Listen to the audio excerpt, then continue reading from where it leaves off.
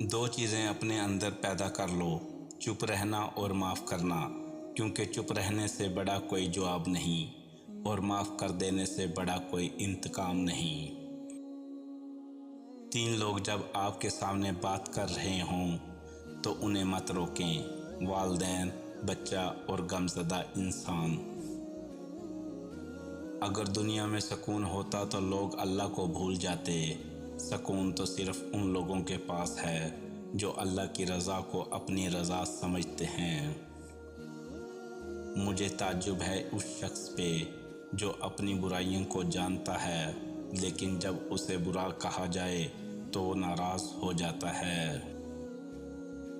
جب تمہارے دل میں کسی کے لیے نفرت پیدا ہونے لگے تو فوراً اس کی اچھائی یاد کیا کرو۔ مرد کا زیادہ ہنسنا اس کے وقار کو برباد کر دیتا ہے۔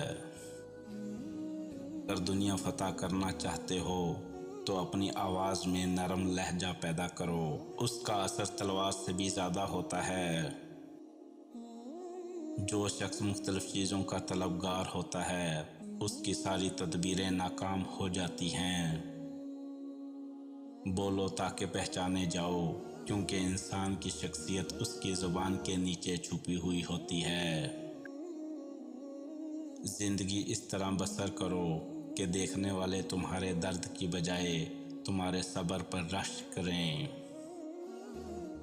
تم وہ مانگتے ہو جو تمہیں اچھا نظر آتا ہے، مگر اللہ وہ دیتا ہے جو تمہارے لیے بہتر ہو۔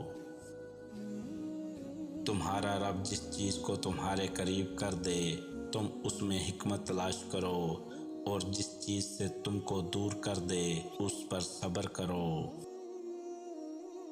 جو لوگ دنیا کی پرواہ کرتے ہیں دنیا اس کی زندگی مشکل بنا دیتی ہے، اور وہ لوگ جو اللہ کی پرواہ کرتے ہیں اللہ ان کی زندگی آسان بنا دیتا ہے۔ اپنوں کو اپنے ہونے کا احساس دلاؤ، ورنہ وقت آپ کے اپنوں کو آپ کے بغیر جینا سکھا دے گا۔ ایسے شخص کو کبھی مت گوانا جس کے دل میں تمہارے لیے محبت، فکر، عزت اور چاہت ہو۔